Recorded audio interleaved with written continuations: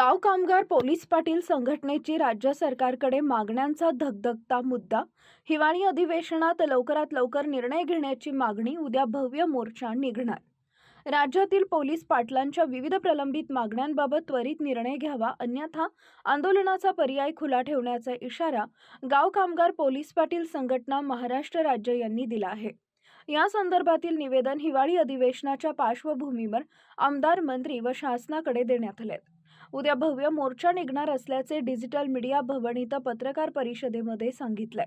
संघटनेनं स्पष्ट केलंय की वर्ष 2019 नंतर पोलीस पाटलांच्या मानधनात कोणतीही वाढ झालेली नाहीये. वाढत्या महागाई आणि वाढत्या जबाबदाऱ्यांच्या तुलनेत मानधन अपुरे असून ते 15,000 मासिकावर नेण्याची मागणी करण्यात आली आहे.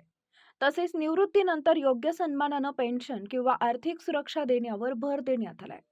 संघटनेच्या प्रमुख मागण्या: पोलीस पाटलांची निवृत्ती वय मर्यादा 60 वर्षांपर्यंत वाढवणे, मानधनात तातडीनं वाढ, कर्तव्यावर मृत्यू झाल्यास पाटलांच्या कुटुंबियांना शासनाकडून मदत, घरकुल, महत्त्वाच्या विभागात प्राधान्यानं भरती, पोलीस पाटलांच्या अधिकारांमध्ये वाढ आणि कामाच्या मर्यादेत स्पष्टता, तालुका व जिल्हा स्तरावर स्वतंत्र पोलीस पाटील भवनांची उभारणी. संघटनेचे अध्यक्ष शिवाजी राजघर कोलते पाटील, संस्थापक सचिव कमलाकर मांगे पाटील तसेच इतर पदाधिकाऱ्यांनी सांगितले की 3 डिसेंबर 2024 रोजी नागपूर इथं झालेल्या या बैठकीत मागण्यांवरती चर्चा झाली होती.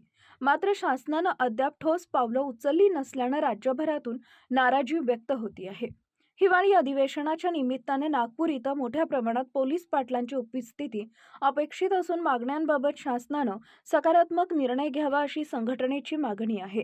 अन्यथा मोठ्या आंदोलनाची चेतावणी देण्यात आली आहे.